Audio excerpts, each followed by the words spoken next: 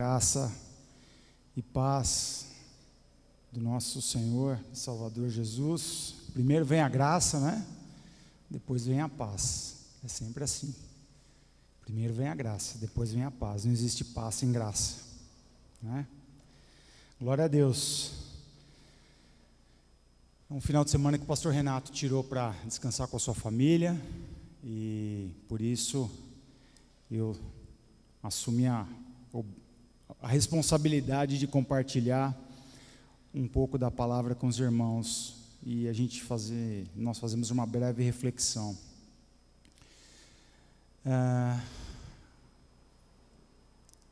O tema que eu escolhi para essa mensagem é nossos demônios.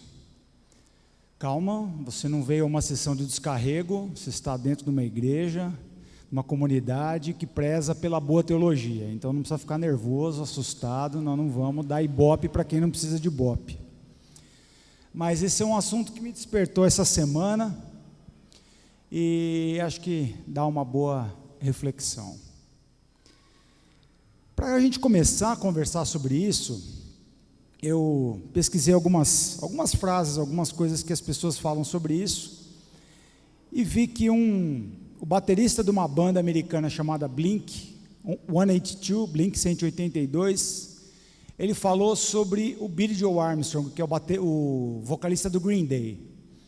Billy Joe Armstrong teve uma internação para se reabilitar do alcoolismo, e esse cara, ele falou o seguinte: todos temos nossos próprios demônios. Um cronista brasileiro, um cronista mineiro chamado Paulo Suto, ele escreve umas palavras interessantes. Ele diz assim: todos temos nossos demônios interiores. Eles são nossos medos, nossas preocupações e nossos fantasmas. E nós os carregamos para todo lado. Eles estão sempre ao nosso lado, e mesmo quando não os queremos, eles estão ali. Às vezes, até os vemos em formas diversas e nos dão muito medo. Mas nós os criamos, nós os alimentamos, ou melhor, eles se alimentam de nós. Quando nós falamos demônios interiores, ou usamos até a palavra diabo, que é uma palavra mais forte, nós entendemos por diabo aquele que divide, é uma expressão, uma palavra que vem do grego diabolon, aquele que divide, ou seja, tudo aquilo que nos tira do propósito original de Deus, que é sermos corpo, alma e espírito convivendo harmonicamente, em harmonia, como um ser único, íntegro e sem nenhum tipo de divisão. Então, a expressão vem para dividir. É interessante como Carl Jung, que é o pai da psicologia analítica, o cara que definiu coisas como pessoa introspectiva, pessoa extrovertida, ele tem uma frase que é interessante, um pensamento, na verdade, uma reflexão. Ele diz o seguinte: cada um de nós projeta uma sombra mais escura e compacta quando menos encarnada se faz em nossa vida consciente. Calma que eu vou traduzir. Essa sombra constitui, em todos os efeitos, um impedimento inconsciente que inibe as nossas melhores intenções. O que ele está dizendo é o seguinte: a criança, mesmo o bebê, assim que ele nasceu, que ele tem o contato com a vida exterior, à medida que ele vai tendo a sua psicologia, o seu caráter formado, ele vai projetando dentro de si uma sombra das coisas que são os melhores conceitos que ele recebe da sociedade, que ele recebe da sua família, que ele recebe como educação. E todas essas ideias, essas expressões vão formando o indivíduo. É fácil a gente ver um bebê, ao mesmo tempo que ele fala tó para um brinquedo, ele também fala é meu. Então, ao mesmo tempo que ele sabe, ele tem o conceito de dar, de repartir, ele também tem o conceito de é meu, isso aqui é minha propriedade, isso aqui ninguém mexe.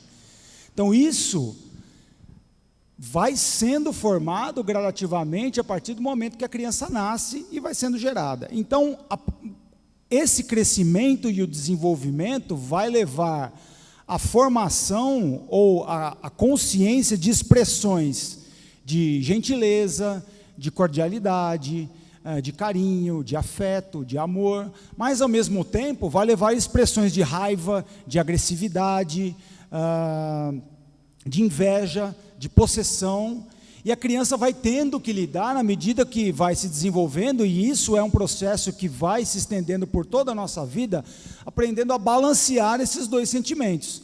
De um lado, ela tem os bons sentimentos, e de outro lado, ela tem sentimentos não tão bons assim.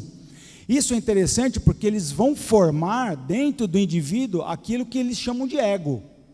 Então, na verdade, o que é o ego? O ego é esse conjunto de sentimentos, sensações e a maneira com que reagimos, as experiências que carregamos dentro da nossa vida, que vão formar o nosso ego. O ego é o lugar da nossa segurança, é o lugar onde nós estamos firmes, onde nós estamos seguros, onde nós conseguimos nos resguardar. Então, ele, na verdade, ele acaba sendo um mecanismo de defesa somente,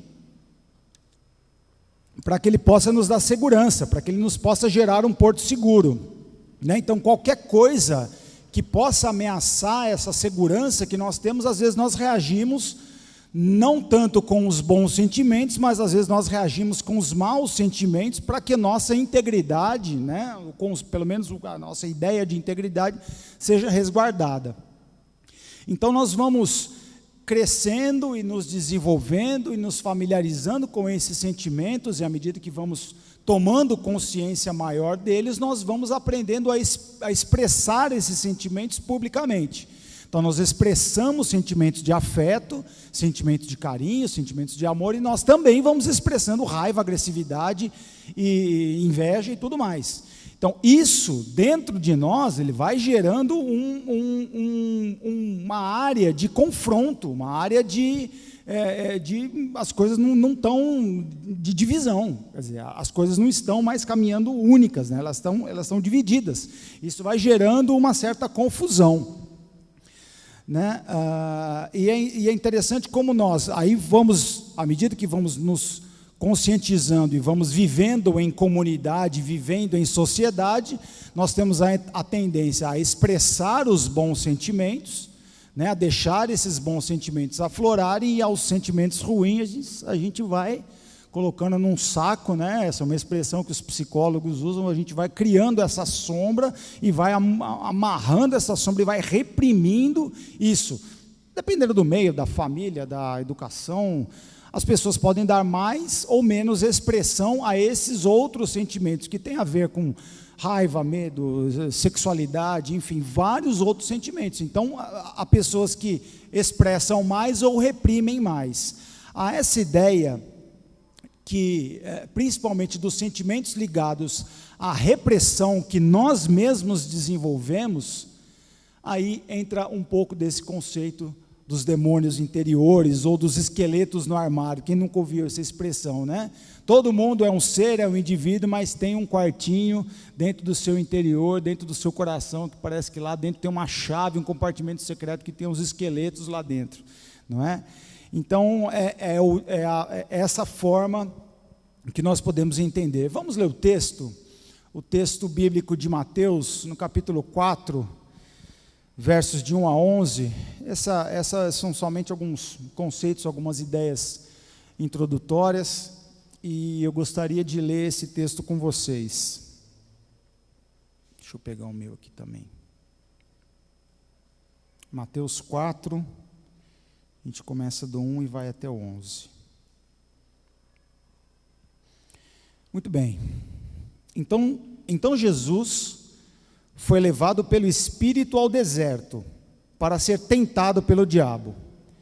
Depois de jejuar 40 dias e 40 noites, teve fome. O tentador aproximou-se dele e disse: se és o Filho de Deus, manda que essas pedras se transformem em pães. Jesus respondeu: está escrito, nem só de pão viverá o homem, mas de toda palavra que procede da boca de Deus. Então o diabo o levou à cidade santa, colocou na parte mais alta do templo e lhe disse: se és o filho de Deus, joga-te daqui para baixo, pois está escrito: ele dará ordens a seus anjos a seu respeito, e com as mãos eles o segurarão, para que você não tropece em alguma pedra. Jesus lhe respondeu: também está escrito: não põe à prova o Senhor teu Deus. Depois o diabo o levou a um monte muito alto, e mostrou-lhe todos os reinos do mundo e o seu esplendor, e disse-lhe: tudo isso te darei, se prostrares e me adorares. Jesus lhe disse: retira-te, Satanás, pois está escrito: adore o Senhor teu Deus, e só a ele preste culto. Então o diabo o deixou, e os anjos vieram e o serviram. Senhor, nós te pedimos que a tua palavra lida seja revelada em nós pelo teu Espírito, Senhor, e que nesse tempo que estaremos refletindo sobre ela, Deus, haja vida gerada nos corações, Senhor. Pedimos assim que o Senhor faça isso, Pai, para a tua glória e para a nossa edificação, em nome de Jesus. Amém. Interessante como, para a gente refletir um pouco sobre essa questão interior, a gente pensa no deserto, né? Talvez seja o primeiro texto que vem à nossa mente, o confronto, o enfrentamento direto entre Jesus e o diabo na sua tentação no deserto. O deserto, ele é um lugar interessante, ele é um lugar instigante, ele é um lugar onde Jesus foi tentado, mas é um lugar, ao mesmo tempo, onde Deus nos fala. No deserto, Deus falou a Moisés, pelo deserto, Deus conduziu o seu povo até a terra prometida. E o deserto, ele parece ser, de alguma maneira, o palco ideal para esse tipo de enfrentamento com o nosso eu, com o nosso ego. No deserto, nós estamos completamente nus. Nós estamos completamente puros, nós não temos nenhum apoio, nós não temos nenhuma desculpa, nenhuma justificativa, nenhum disfarce. No deserto não existem máscaras, não existem aparências. No deserto nós estamos sozinhos, nós, né, e a nossa solitude. E é interessante nós vermos que antes da sua missão libertadora, ou seja, antes de Jesus começar a sua missão terrena propriamente dita, ele teve que passar pelo deserto. Só depois do deserto, ele partiu para efetivamente cumprir a missão que o Pai tinha conferido a ele. No deserto, Jesus teve plena consciência sobre Deus, sobre si mesmo e sobre o mal. No deserto, Jesus tem um encontro mais profundo com a sua humanidade. Nós sabemos que Jesus era 100% homem, 100% Deus. O diabo não podia pegar a Jesus, não podia pegá-lo na sua divindade, mas ele podia testá-lo na sua humanidade. Então, o caráter humano de Jesus sendo testado até o limite, e quando a gente lê o texto, nós vemos que foram 40 dias e 40 noites, fica bem evidente essa última fase das 3 tentações, né? Mas não vamos nos esquecer que Jesus passou 40 dias e 40 noites jejuando, ele foi levado ao limite extremo de sua humanidade, para que pudesse resistir à tentação. E esse caráter humano, essa humanidade de Jesus sendo forjada pelo deserto, esse é um ponto indispensável que Jesus leva por toda o seu ministério, e é um ponto que o acompanha até a cruz. Estar face a face com o diabo durante 40 dias, num deserto, sofrendo perda, tendo o sofrimento físico, do limite do cansaço, da fadiga física, privação, abandono, rejeição, vulnerabilidade, são todos sentimentos que Jesus aprendeu a ter no caráter humano. E isso é expresso em Hebreus, no capítulo 4, no capítulo 4, no versículo 15. Hebreus 4,15. Pois não temos um sumo sacerdote que não possa compadecer-se das nossas fraquezas, mas sim alguém que, como nós, passou por todo tipo de tentação, porém sem pecado. No capítulo seguinte, capítulo 5, versículo 8, embora sendo filho, ele aprendeu a obedecer por meio daquilo que sofreu, e uma vez aperfeiçoado, tornou-se a fonte de salvação eterna para todos os que creem. Interessante esse versículo do capítulo 5 de Hebreus. Embora sendo filho, ele aprendeu. Então Jesus não desceu do céu sabendo, ele aprendeu, e o palco do seu aprendizado foi exatamente o deserto, foi exatamente o confronto, exatamente o enfrentamento, e isso foi o que o possibilitou a se apresentar como um Salvador 100% humano. Estando no deserto, o diabo tenta Jesus por 3 vezes, com as suas propostas para poder atingir e tocar a Jesus diretamente no seu ego. Assim, as suas propostas e a sua tentação, as suas tentações, elas vão mexer com ter, com poder e com vaidade. Ter, poder e vaidade, que é basicamente o resumo de tudo aquilo que a gente passa nesse mundo, não é? 1 João capítulo 2, 1 João capítulo 2, os versículos 16 e 17, vão dizer o seguinte: pois tudo que há no mundo, a cobiça da carne, a cobiça dos olhos e a ostentação dos bens, não provém do Pai, mas provém do mundo, ou provém do diabo. Concupiscência, ou o termo mais conhecido, né, nas traduções mais antigas, mais formais aí da Bíblia, concupiscência da carne, concupiscência dos olhos, soberba da vida. Cobiça da carne, cobiça dos olhos, ostentação dos bens. Ter, poder e vaidade. São os pontos que o diabo tenta provar a Jesus.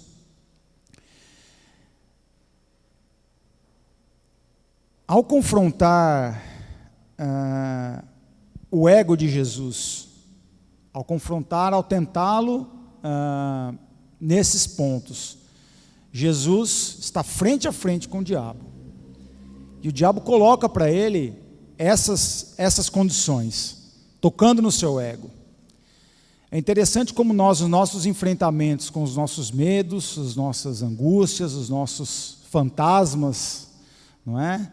É interessante que nós possamos nomeá-los, para que haja um enfrentamento mesmo. O enfrentamento, a própria palavra diz, estar de frente, não é? Quando a gente está de frente, quando a gente nomeia, dá nome aos bois, a gente consegue olhar na cara, a gente consegue enfrentar, não é? A gente consegue ver de frente.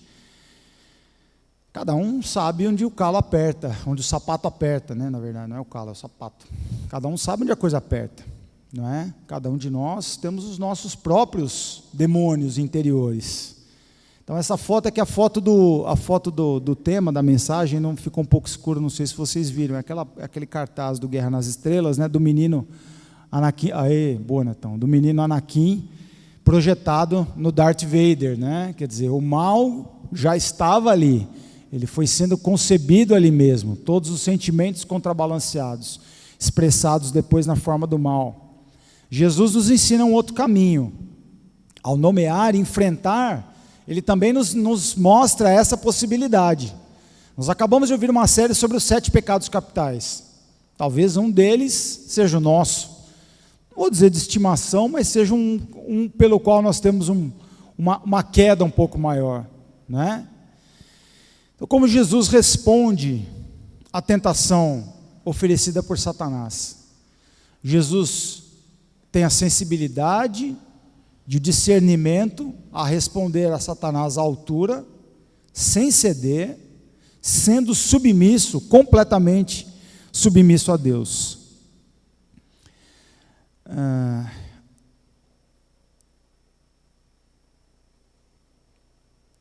Tiago capítulo 1, versículos 13 até o 15, eles vão dizer o seguinte: cada um, quando alguém for tentado, jamais deverá dizer: estou sendo tentado por Deus, pois Deus não pode ser tentado pelo mal e a ninguém tenta. Cada um, porém, é tentado pelo próprio mau desejo, sendo por este arrastado e seduzido. Então esse desejo, tendo concebido, dá luz ao pecado, e o pecado, após ser consumado, gera morte. Quando nós falamos de demônios interiores, nós não estamos falando de o diabo vem, aparece na nossa vida e coloca coisas dentro da gente.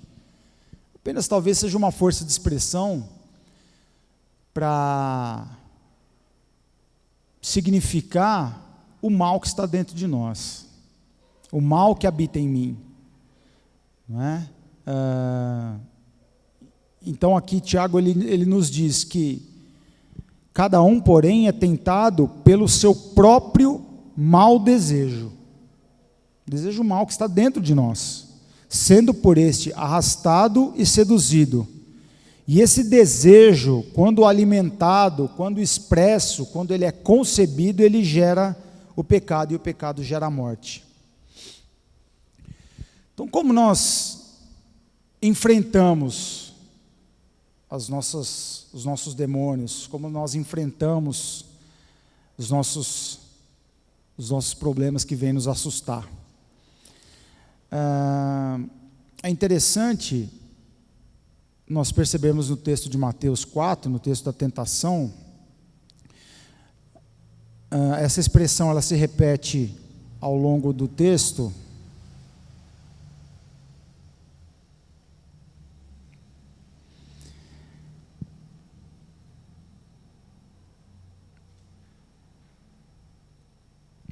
Quando o diabo dirige a palavra a Jesus, nas duas primeiras vezes, ele usa a seguinte expressão: se és o Filho de Deus. Se és o Filho de Deus. O diabo ele tenta atacar ou colocar em dúvida a nossa identidade em Cristo. Se você é o Filho de Deus, se você está em Cristo, não é?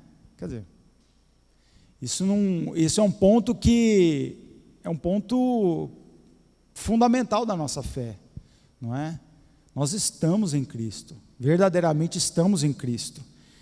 Então, as nossas lutas, os nossos demônios interiores, né, o mal que está em nós, a ação do diabo, quer colocar isso em xeque, não é, em dúvida a nossa identidade em Cristo. Quando nós reconhecemos a nossa identidade em Cristo, isso nos dá confiança, nós passamos a confiar, e quando nós confiamos, nós descansamos nele.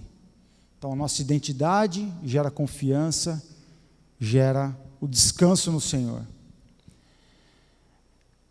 Eu estudei um pouco essa palavra descanso e é muito interessante como nós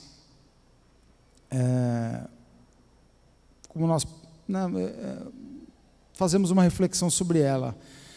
Quando a gente pensa em descanso, nós pensamos em refúgio, né? E quando eu penso em refúgio, eu me lembro do Salmo 46, que é um dos meus preferidos, o Salmo 46, versículo 1. O Salmo 46, ele diz: Deus é o nosso refúgio, né? E a nossa fortaleza, socorro bem presente na angústia. É um salmo muito conhecido, muito usado. Deus é o nosso refúgio, e a nossa fortaleza, socorro bem presente na angústia. A palavra refúgio, no contexto que esse salmo foi escrito, ela fazia referência às 6 cidades de refúgio que haviam sido dadas pela lei de Moisés. Então, se você tiver curiosidade depois de ler lá na sua casa, no livro de Números, no capítulo 35, ele vai falar sobre as 6 cidades de refúgio. Então, a cidade de refúgio, ela funcionava da seguinte maneira: uma pessoa cometia um assassinato. Então, a pessoa que cometeu deliberadamente um assassinato, a punição dela é morrer. Cometeu um assassinato, ela paga com a própria vida. Então, o familiar da vítima, ela toma a vida do assassino. Agora, poderia acontecer um caso de uma pessoa matar a outra involuntariamente. Você está trabalhando lá no campo, cai uma ferramenta, cai uma pedra, cai um poste, um pedaço de madeira na cabeça, e a pessoa caiu e morreu. Então a pessoa, ela não teve a intenção de matar, mas a sua atitude provocou a morte. Ela poderia pleitear a ida a uma cidade de refúgio. A sua causa, ela era julgada pela comunidade, e essa pessoa era encaminhada à cidade de refúgio. Quanto tempo ficava na cidade de refúgio? Até que o sumo sacerdote morresse. Morrendo o sumo sacerdote, ela era reconduzida de volta pelas autoridades à sua casa, à sua família. Então, a cidade de refúgio, dentro desse contexto, é isso: Deus é o nosso refúgio e fortaleza, socorro bem presente na angústia. Então, no momento que nós temos a angústia, bateu o desespero, bateu a coisa ruim, a bad e tal, nós estamos sem saída, cidade de refúgio. Deus é o nosso refúgio, lá nós encontramos a Deus. Só que o conceito muda a partir do momento que nós encontramos a Cristo, e que nós temos nele a nossa identidade. Por quê? Porque quando nós entramos nele e nós o conhecemos como refúgio, o que acontecia na cidade de refúgio? Quando que você podia sair de lá? Quando o sumo sacerdote morresse. O nosso sumo sacerdote não morre mais. O nosso sumo sacerdote não morre mais. Então, a gente não sai mais da cidade de refúgio.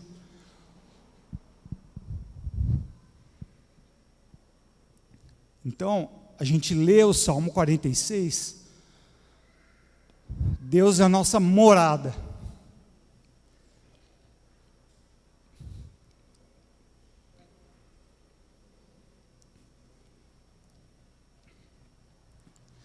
Nós precisamos conhecer a Deus como a nossa morada. Quando as coisas vêm e às vezes a gente é confrontado com as nossas experiências, as nossas, enfim, a gente acaba dando, vazão àqueles sentimentos ruins, expressamos isso publicamente, ferimos alguém, machucamos fica essa coisa falando no nosso coração. Nós às vezes vamos para Deus quando vamos conhecê-lo como o nosso refúgio, mas na verdade Deus, ele deixa de ser o nosso refúgio em Cristo e passa a ser a nossa morada. E é aí que nós temos que conhecer o nosso Senhor e o nosso Salvador. Foi uma breve reflexão, irmãos, e eu já quero finalizar. Quero finalizar dizendo que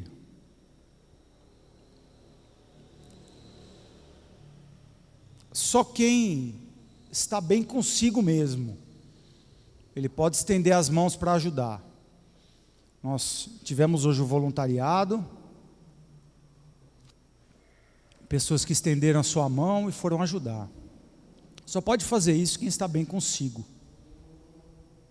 Você só pode partir para uma missão verdadeiramente libertadora quando você enfrentou o deserto.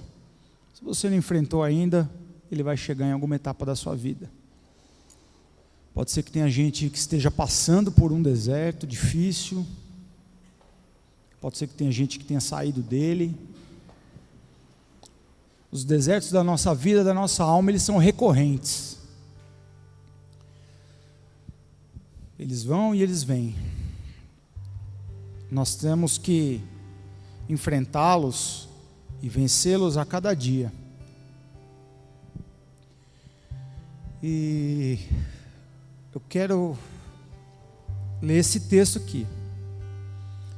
Na Bíblia, na versão A Mensagem, de Mateus, capítulo 5, versículo 8.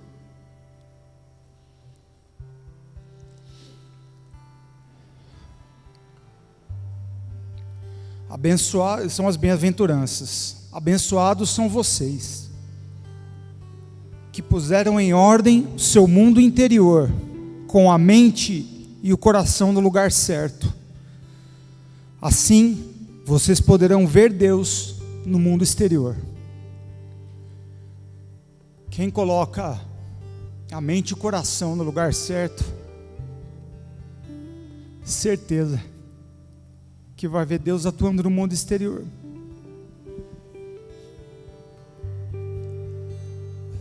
O deserto é uma necessidade.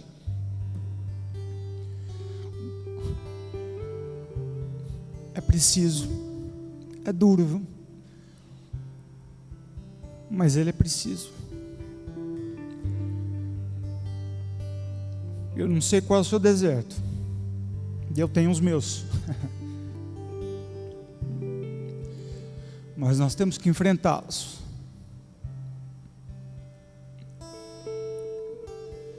Nomear as dificuldades, encarar de frente, saber que a nossa identidade em Cristo ela não está em jogo. Isso não é problema. Isso foi graça que nos foi dispensada e que não depende de nós. Não depende da gente. Isso aí, a nossa identidade em Cristo é irrefutável.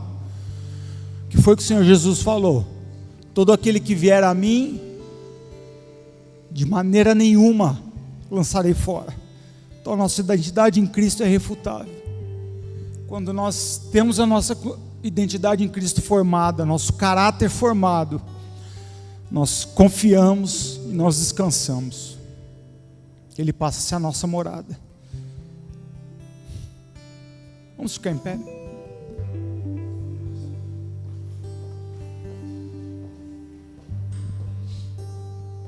Oh, Senhor.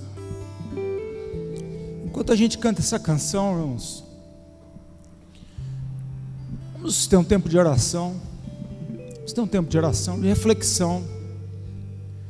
Você pode orar, dizer a Deus aquilo que está no seu coração, abrir mesmo, né? Abrir a porta, deixa os esqueletos saírem. A ideia não é que isso seja, nem tudo vai ser desencadeado essa noite, mas que o Espírito Santo possa formar no meu e no seu coração, possa plantar uma semente, que você possa ter encontros com o Senhor e possa confiar nele como sendo seu confidente, como sendo alguém para quem você pode falar e você pode se mostrar. Você pode estar diante dele sem máscara, como num deserto, né? Sem máscara, sem aparência, sem nada. Senhor, estou aqui, minhas lutas são essas, tem coisas aqui que não saem da minha cabeça, tiram a minha paz, tiram a minha percepção de realidade, tiram a minha chance de viver em comunidade. Vamos orar, irmãos. Vamos deixar o Espírito Santo falar no nosso coração enquanto a gente canta essa canção, amém?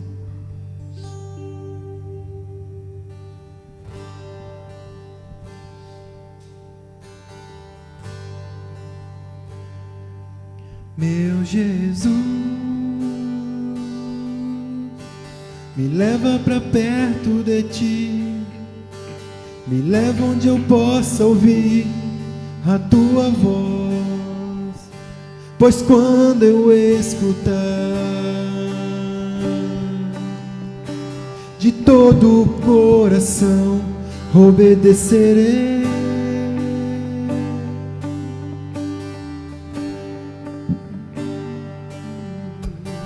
Cura meu coração, faz em mim tua vontade, pois só na tua vontade eu posso me completar.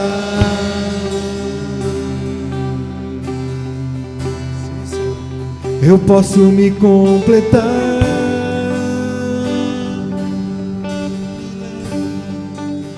Me leva onde eu possa ouvir tua voz, Me leva onde eu possa ouvir tua voz. Me leva onde eu possa ouvir tua voz. Aos teus pés.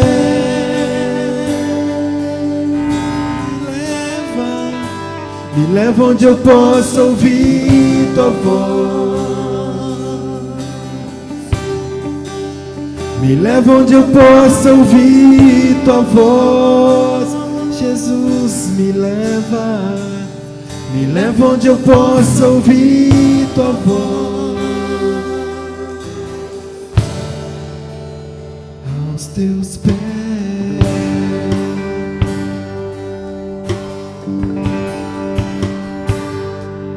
Meu Jesus, me leva pra perto de ti.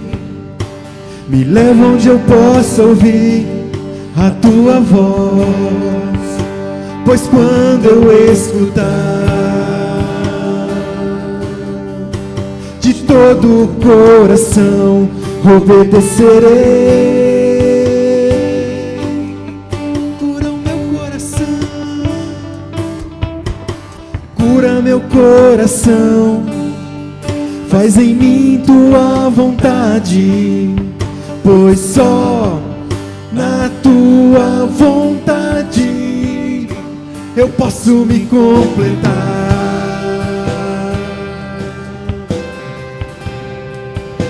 Eu posso me completar. Então me leva onde eu possa ouvir tua voz. Me leva onde eu possa ouvir tua voz. Senhor, me leva onde eu possa ouvir tua voz. Aos teus pés. Oh, me leva onde eu possa ouvir tua voz. Me leva onde eu possa ouvir tua voz. Jesus, me leva onde eu possa ouvir tua voz. Aonde, igreja? Aos teus pés. Oh, Senhor.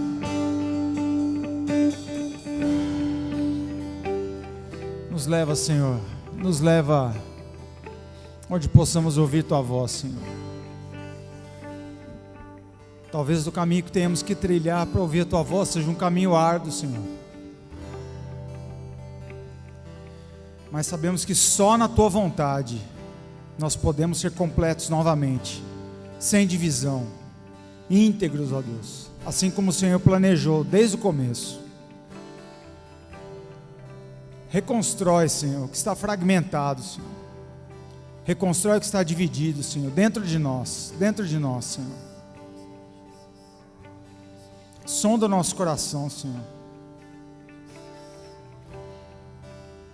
Oh, Pai, nós precisamos do teu toque, Senhor. Nós precisamos do teu toque, Senhor. Restaura-nos, ó Deus. Guia-nos, ó Pai, pela tua verdade, pelas veredas da justiça, por amor do teu nome. Porque aí, quando nós andarmos por um vale onde a morte nos faça sombra, a gente não vai ter medo, Senhor.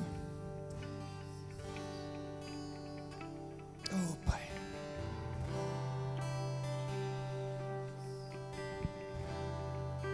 Santo Senhor, te agradecemos, ó Deus.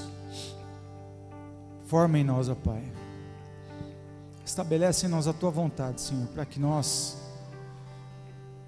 tratados pelo Senhor, curados pelo Senhor, possamos sair em missão por esse mundo, Senhor.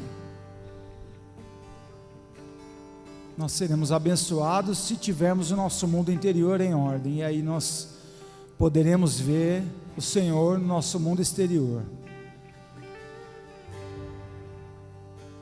não somente no nosso mundo, mas também expresso no mundo, através da união dos teus filhos em comunidade, nesse mundo exterior, ó Pai. Manifesta-te em nós e através de nós, ó Pai, em nome de Jesus, em nome de Jesus, amém, Senhor.